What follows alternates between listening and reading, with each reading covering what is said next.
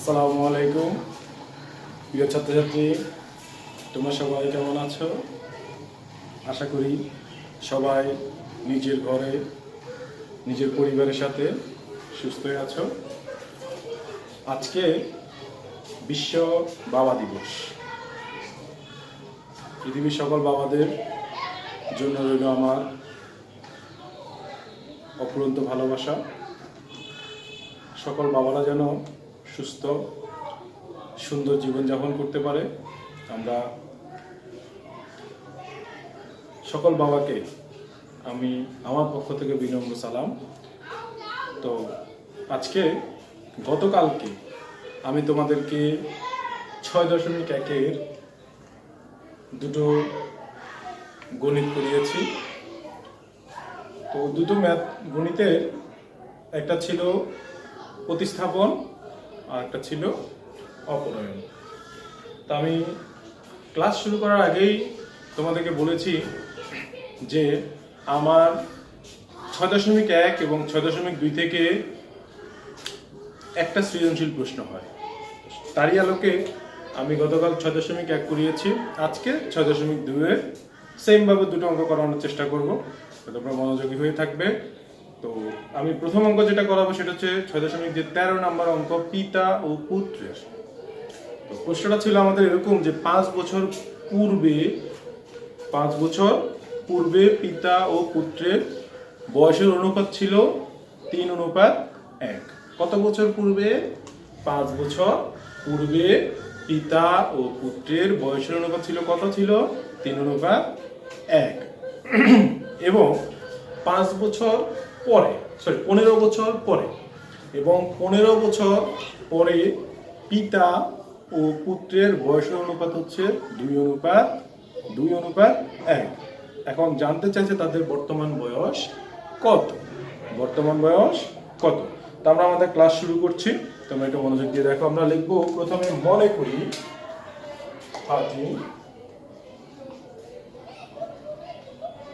করি পিতার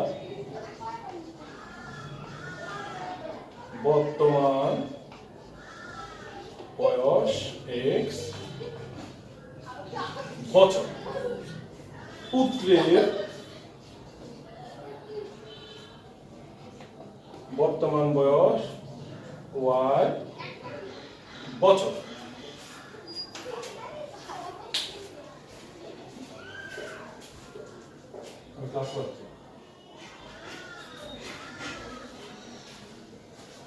তাহলে আমরা দেখলাম পিতার বর্তমান বয়স x বছর, পুত্রের বর্তমান বয়স হচ্ছে y বছর।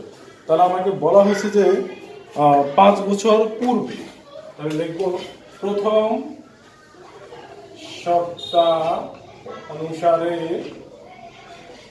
5 বছর পূর্বে মিন্স x-5 অনুপাত y-5 ইকুয়াল টু 3:1। তাহলে আমরা একটু কাজ করি। x-5 divided y-5 equal to 3/1। বা একটু কোণায় যদি আমরা গুণ করি তাহলে কি হয়? x-5 equal to 3y-3 5 15। বা x-3y ইকুয়াল টু থাকতেছে -15 প্লাস 5। বা x-3y সমান থাকতেছে -10। এটাকে দেবো আমরা এক নং সমীকরণ। তোমরা একটা খেয়াল করে দেখো, যেহেতু 5 বছর পূর্বে বলছে মানে আগে, তাহলে আমাদের হচ্ছে x-5 y-5 3:1। তাহলে আমরা এটাকে কাজ করার পর আমাদের রেজাল্ট আসছে x-3y ইকুয়াল টু x-3y সমান -10। আচ্ছা, এরপরে বলছে আমাদেরকে 15 বছর পর। কত বছর পর বলছে আমাদেরকে?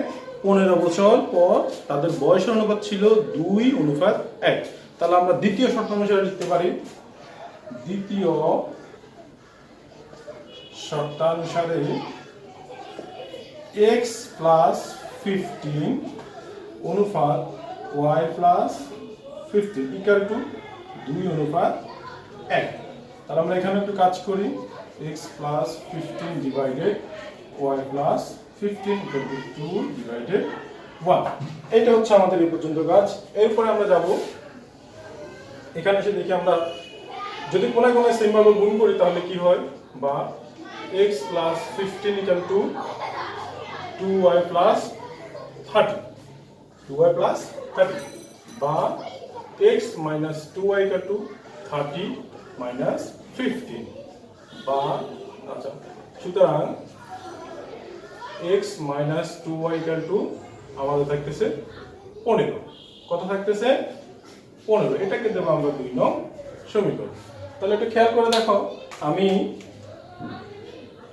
পূর্বে পেয়েছি x minus 3y সমান -10, পরে পেয়েছি x minus 2y সমান -15।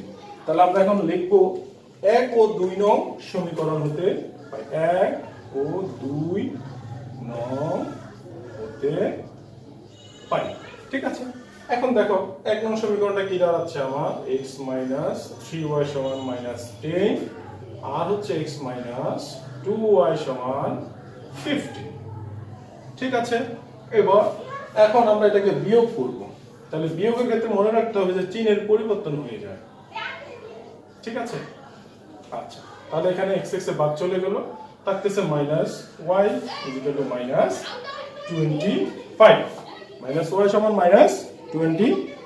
এখন দেখো যদি আমরা এই মাইনাস এবং এই মাইনাসটা বাদ দিয়ে দিই তাহলে দেখো আমরা লিখতে পারি সুতরাং y 25। এটাকে দেবো আমরা কত নং সমীকরণ, 3 নং সমীকরণ, y 25। এখন তোমরা দেখো আমি অলরেডি কিসের কার বয়স পেয়ে গেছি বলো তো ছাত্রছাত্রীরা, তোমরা বলো আমরা কার বয়স পেয়ে গেছি, আমরা অলরেডি পুত্রের বয়সটা পেয়ে গেছি। কার বয়স পেয়েছি, পুত্রের বয়সটা আমরা 25 ইয়ার্স পেয়ে গেলাম। তাহলে আমাকে বের করতে হবে এখন কার বয়স, পিতার বয়স। তো আমরা লিখবো এই মানটাকে আমরা কোথায় বসাবো, আমরা লিখবো 2 নং সমীকরণে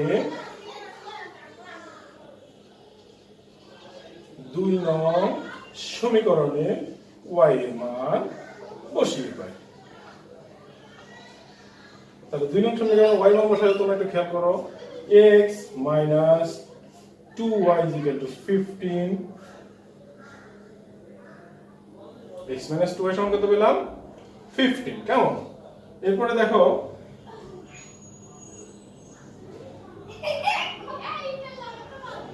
কত দেখতেছে, বা x minus 2 into 25 equal to 15, বা x minus 25 দুগুণা 50 সমান 50, বা x is equal to 15 plus 50।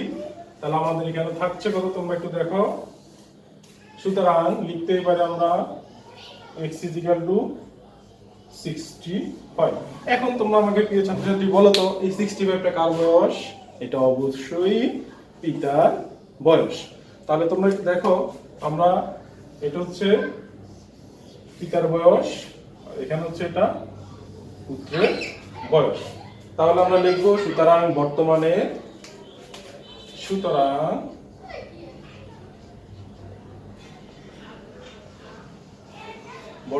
পিতার বয়স 65 বছর, পুত্রের বয়স 25 বছর। এই হচ্ছে আমাদের 13 নং ম্যাথসের রেজাল্ট। তোমরা একটু ভালো করে দেখো।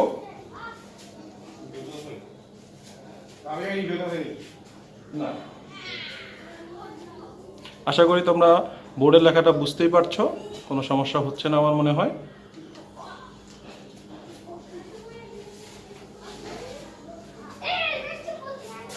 প্রিয় ছাত্রছাত্রী, আমি আবার একটু তোমাদেরকে রিমাইন্ডার দিয়ে দিই। আমাদের আজকে প্রশ্ন ছিল এরকম যে 5 বছর পূর্বে, প্রশ্নটা আমি আবার বলছি আর একটু তোমাদেরকে বুঝিয়ে দেব। 5 বছর পূর্বে পিতার বয়সের অনুপাত, পিতা ও পুত্রের বয়সের অনুপাত ছিল 3:1, এবং 15 বছর পর এসে সেই অনুপাতটা আমাদেরকে দেওয়া হলো পিতা ও পুত্রের 2:1।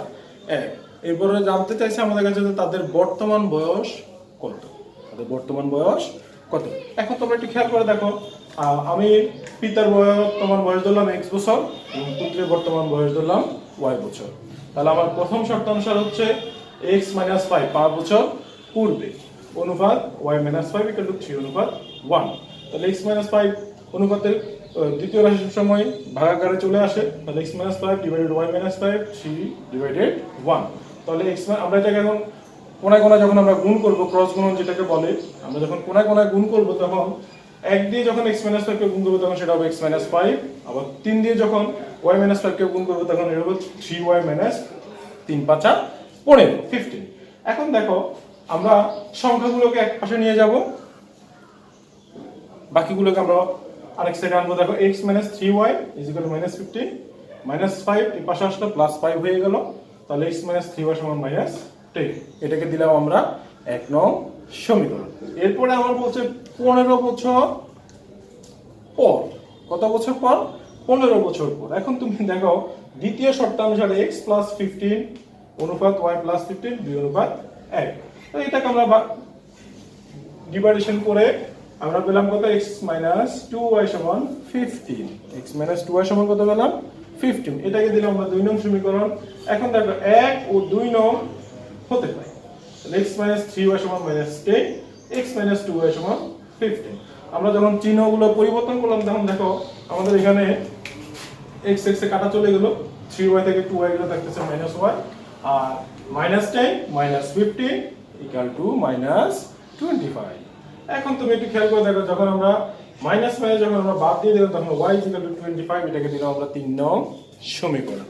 এবার আসি আমরা অলরেডি y এর মান পেয়ে গেলাম। এই yটাকে, এটা হচ্ছে পুত্র, মানে তার পুত্রের বয়সটা পেলাম কত?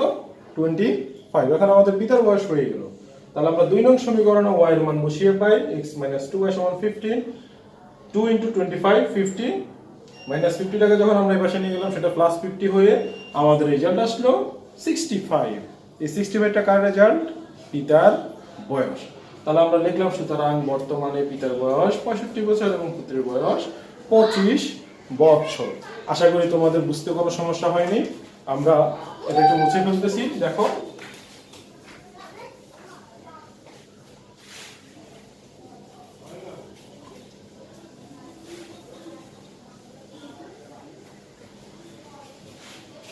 এরপরে আমরা করব যে ছাত্রছাত্রী, এরপরে দেখো আমাদের পরের যে অঙ্কটা আছে সেটা হচ্ছে 17 নম্বর অঙ্ক। খেয়াল করো, বলা হচ্ছে একটি আয়তাকার দৈর্ঘ্যের ক্ষেত্রে, বলা হচ্ছে একটি আয়তাকার ক্ষেত্রের দৈর্ঘ্য প্রস্থ অপেক্ষা 25 মিটার বেশি। দৈর্ঘ্য প্রস্থ অপেক্ষা 25 মিটার বেশি। এরপরে বলতেছে আয়তাকার ক্ষেত্রটির পরিসীমা যদি 150 মিটার হয় তাহলে ক্ষেত্রটির দৈর্ঘ্য ও প্রস্থ নির্ণয় করো। তো আমরা লিখব, মনে করি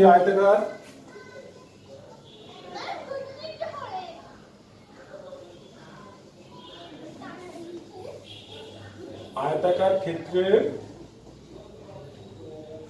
প্রস্থ x মিটার। আয়তাকার ক্ষেত্রের প্রস্থ কত পেলাম? x metre. এবার বলছে দৈর্ঘ্য প্রস্থ অপেক্ষা 25 মিটার বেশি। তাহলে লিখবো আমরা আয়তাকার ক্ষেত্রের দৈর্ঘ্য হচ্ছে প্রস্থ অপেক্ষা 25 মিটার বেশি, that is x plus 25 metre. x plus 25 metre. আমাদের এ পর্যন্ত কোনো প্রশ্নের সমস্যা হয়নি আশা করি। এরপর বলছে আয়তাকার ক্ষেত্রের পরিসীমা। আমরা লিখবো সুতরাং আয়তাকার ক্ষেত্রের পরিসীমা, পরিসীমা সূত্রটা হচ্ছে 2 ইনটু দৈর্ঘ্য যোগ প্রস্থ। সূত্রটা কি? 2 ইনটু দৈর্ঘ্য যোগ প্রস্থ 1। এখন তোমরা একটু খেয়াল করো, যদি আমি 2 দৈর্ঘ্য হচ্ছে আমার x প্লাস 25, দৈর্ঘ্য হচ্ছে x প্লাস কত? 25, প্রস্থ কত পেলাম? x metre plus x metre. এখন একটু খেয়াল করো, তাহলে কত থাকতেছে? 2 ইনটু x x এর 2x প্লাস 25 মিটার। ঠিক আছে, এখন দেখো তোমরা, আমরা পেলাম তাহলে পরিসীমা কত পেলাম? 2 ইনটু 2x প্লাস 25 মিটার। এবার আমরা লিখবো প্রশ্নানুসারে, যেহেতু বলছে আমাকে আয়তাকার ক্ষেত্রের পরিসীমা 150 মিটার, তাহলে লিখবো প্রশ্নানুসারে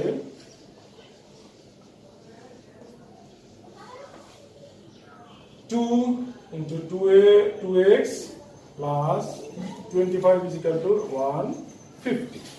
এখন আমরা একটু কাজ করি 2x plus 25 equal to 150 divided 2 বা 2x plus 25 equal to 75 clear এখন দেখো 25 টাকে আমরা এই পাশে নিয়ে যাব তাহলে 2x equal to 75 minus 25 তাহলে থাকতেছে কত আমার 2x equal to 50 2x equal to কত থাকতেছে 50 থাকতেছে আমাদের এখন দেখো আমি যদি এখানে একটু কাজ করি তাহলে কি থাকতেছে তাহলে সুতরাং x equal to থাকতেছে আমার 50 divided বা x is equal to 50 divided 2 সুতরাং x is equal to 25 ঠিক আছে তাহলে আমাদের খেয়াল করে দেখো আমরা x এর মান অলরেডি পেয়ে গেছি এটা আমাদের কিসের মান হলো x এর মান আমরা অলরেডি পেয়ে গেছি তাহলে প্রস্থ পেয়ে গেলাম তাহলে এখন দৈর্ঘ্য বের করতে হবে তাহলে লিখব আমরা সুতরাং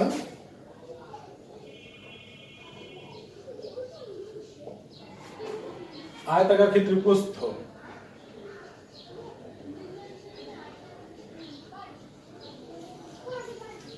আয়তাকার ক্ষেত্রের প্রস্থ 25 মিটার আয়তাকার ক্ষেত্রের দৈর্ঘ্য বের করব আয়তাকার ক্ষেত্রের দৈর্ঘ্য আমি কত পেলাম x plus 25 x plus 25 metre এখন তোমরা একটু দেখো আমি এটা যদি মান বসে তাহলে কি হয় x plus 25 x এর মধ্যে যদি 25 বসাই 25 plus 25 equal to 50 মিটার দেখো তোমাদের বুঝতে কোনো সমস্যা হয়েছে কিনা তাহলে আমরা লিখতেই পারি আয়তাকার ক্ষেত্রে প্রস্থ 25 মিটার দৈর্ঘ্য 50 মিটার একটু তোমরা খেয়াল করে দেখো আমি আবার প্রয়োজন তোমাদেরকে একটু বুঝিয়ে দেওয়ার চেষ্টা করব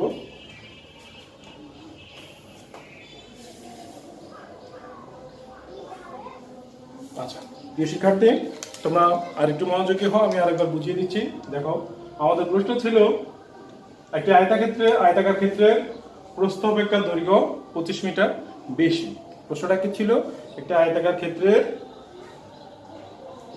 প্রস্থ দৈর্ঘ্য অপেক্ষা 25 মিটার বেশি এখন বলছে আয়তাকার ক্ষেত্রের পরিসীমা যদি 150 মিটার হয় তাহলে তার দৈর্ঘ্য এবং প্রস্থ কত আমরা অঙ্কটা শুরু করলাম খেয়াল করে মনে করি আয়তাকার ক্ষেত্রের কি প্রস্থ হচ্ছে x মিটার এবং আয়তাকার ক্ষেত্রে দৈর্ঘ্য হচ্ছে কত মিটার x plus 25 যেহেতু 25 মিটার বেশি বলছে আমাকে x plus 25 এরপর দেখো সুতরাং আয়তাকার ক্ষেত্রের পরিসীমা আমাকে বলছে আবার পরিসীমাটা তাহলে লিখবো আয়তাকার ক্ষেত্রের পরিসীমা একটা সূত্র আছে সেটা হচ্ছে পরিসীমার সূত্রটা হচ্ছে 2 ইনটু দৈর্ঘ্য যোগ প্রস্থ একক তাহলে আমরা 2 দৈর্ঘ্য কত পেলাম x plus 25 x plus 25 এবং প্রস্থটা হচ্ছে আমার x সেটা আমি লিখলাম তাহলে x দুইটা x যোগ করলে 2x plus 25 এটা হয়ে গেল এরপরে আমাকে বলা হয়েছে যে পরিসীমাটা সমান কত বলছে আমার প্রশ্নে বলছে 150 মিটার তাহলে আমি লিখলাম প্রশ্ন অনুসারে 2 into 2x plus 25 equal to 150 এরপর বাকিটা তোমরা বুঝতে পারছো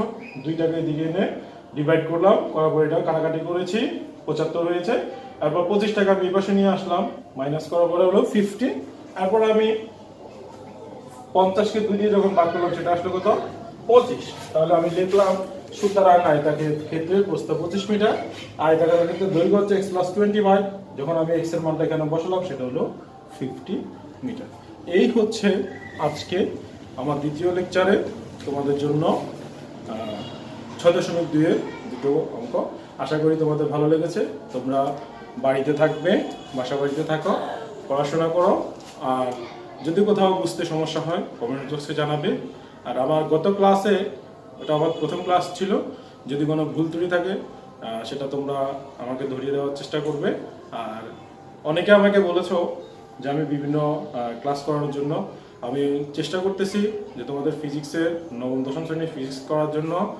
তারপর 6-7 এর ক্লাস নেওয়ার জন্য আজকে যেহেতু অষ্টম শ্রেণীর গণিতের একটা ক্লাস নেওয়া হয়েছে আমার পরবর্তীতে চেষ্টা থাকবে যে নবম দশম শ্রেণীর ফিজিক্স কেমিস্ট্রির একটা ক্লাস দেওয়ার জন্য এরপরে আমার আরও চেষ্টা আছে তোমাদেরকে ইন্টারমিডিয়েটের ফিজিক্সটা একটু দেখানোর চেষ্টা আছে আমি যেহেতু ফিজিক্সে অনার্স মাস্টার্স করেছি আমার ইন্টারের ফিজিক্সটা একটু দেওয়ার চেষ্টা আছে তো যদি সুস্থ থাকি তাহলে অবশ্যই দেব। আর ইন্টারমিডিয়েটের আইসিটির আমার একটা ক্লাস করার ইচ্ছা আছে, যেহেতু আমি অনেক আমার ছাত্রছাত্রীরা সবাই জানো আমি নোয়াখালী বিজ্ঞান ও প্রযুক্তি বিশ্ববিদ্যালয়ে আইআইটিতে পিজিডিআইটি একটা কোর্সে 1 বছরের ডিপ্লোমা করছি। তো আমি চেষ্টা করব আমার অর্জিত জ্ঞান থেকে তোমাদের ইন্টারের একটা আইসিটি ক্লাস নেওয়ার জন্য। তো আমার জন্য সবাই দোয়া করবে, সুস্থ থাকবে সবাই, অবশ্যই অবশ্যই অবশ্যই সবাই নিরাপদে নিজের ঘরে অবস্থান করবে। সে পর্যন্ত সবাই ভালো থাকো। পৃথিবী যখন আবার শান্ত হবে, আমরা আবার স্বাভাবিক নিয়মে সুস্থতার সাথে সবাই আবার একসাথে দেখা হবে, ক্লাস হবে। সে পর্যন্ত সবাই ভালো থাকো। আল্লাহ হাফেজ, ধন্যবাদ সবাইকে।